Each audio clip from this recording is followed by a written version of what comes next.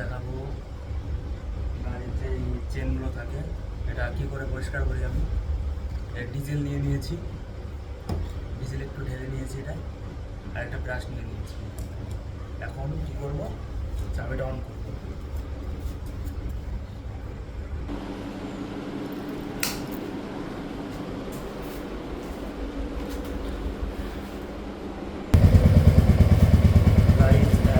Diesel নিয়েছি,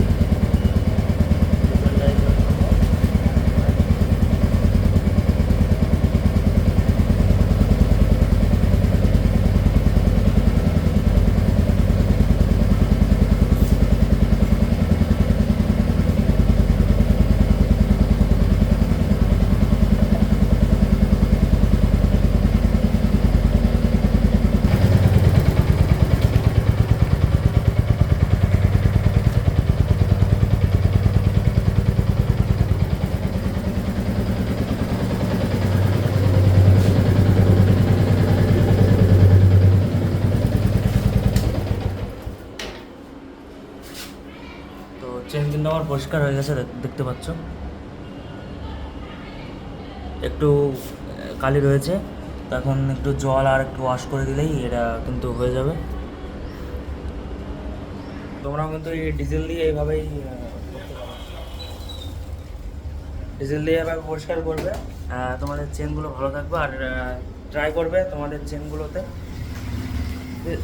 জুক দেওয়া, বা এই চেন লুক যেটা বলে 200 থেকে 250 টাকা দাম পড়বে, ওটা তোমরা কিনে দিতে পারো। তো এইভাবে চেনটা তোমাদের ভালো থাকবে। এমনি আমার বাইকে অনেক সবাই বলে যে 20,000 কিলোমিটার চলার পরে চেন চেঞ্জ করতে হয়, তো এটা একদমই ভুল কথা। আমার বাইক 22,000 কিলোমিটার ওপরে চালানো হয়ে গেছে, 22,000 কিলোমিটার ওপরে চালানো হয়ে গেছে। তো এখন আমার চেন এখনও পুরো ভালো আছে। তো তোমরাও চেষ্টা করবে চেনটাকে যাতে ভালো রাখা যায়, ডিজেল হোক বা যেটাই হোক, চেনটাকে পরিষ্কার করে তারপর এটা একটু মোবিল দিয়ে দেবে। না হলে সব থেকে ভালো হয় চেন লুপ দিতে পারলে। তো ভিডিওটা এই পর্যন্তই, সবাইকে বাই বাই।